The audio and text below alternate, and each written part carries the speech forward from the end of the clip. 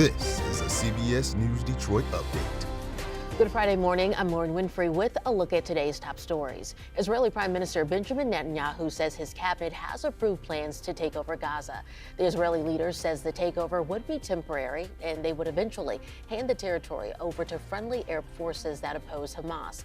This marks another escalation in the 22-month offensive launched in response to Hamas's October 7th, 2023 attack. Experts say expanding military operations in Gaza would put the lives of countless Palestinians and the roughly 20 remaining Israeli hostages at risk. Here at home, Detroit's Eastern Market has been named in a new lawsuit related to last year's deadly tailgate. The family of one of the shooting victims is suing for $25,000 in damages. The lawsuit accuses Eastern Market as well as two other companies that provide security and event services of negligence.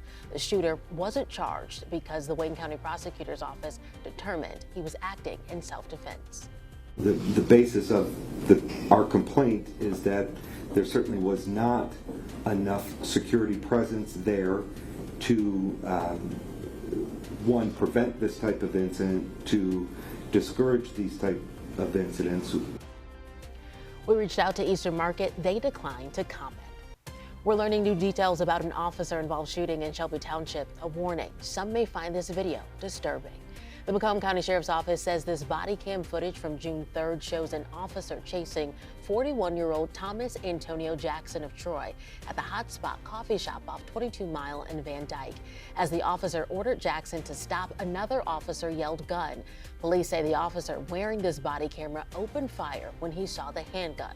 8 shots were fired, with 5 of them hitting Jackson. Macomb County prosecutor Peter Lucido says the shooting was justified.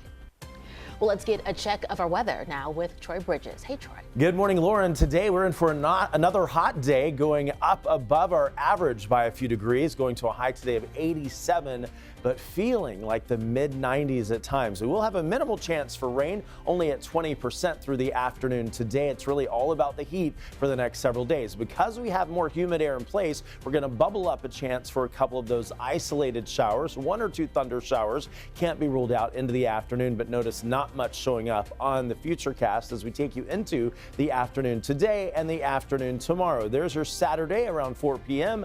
A mix of sun and clouds, but mostly sunny skies, and that trend continues throughout the weekend with minimal rain chances at only 20% for the next couple of days. So 1 or 2 isolated storms can't be ruled out. It's all about the heat, going to a high of 89 in Lapeer today, going to 88 in Howell, 87 in Ann Arbor, 88 in Adrian, and 86 for Port Huron, but feeling more like the low to mid 90s across the region. We'll actually reach the 90-degree mark as we go into Saturday, going to 90 degrees, 91 on Sunday, with rain chances at 20% through the weekend and the start of next week, continuing Monday with a high of 90 degrees and still close to 90 in the upper 80s for Tuesday and for Wednesday. We do increase rain chances by Tuesday to 40% with a few thunderstorms to deal with. But the bottom line is we've got a lot of heat for the next several days. You factor in the humid air, we'll see the chance for a few pop-up storms, but it will feel much hotter across the region, feeling like the upper 90s at times as we go into the end of the weekend. So Lauren, the heat is on. Back to you. Thank you, Troy. That's a look at your headlines. We'll be back later covering the stories that matter to you on air and streaming on the CBS News app, also Pluto TV.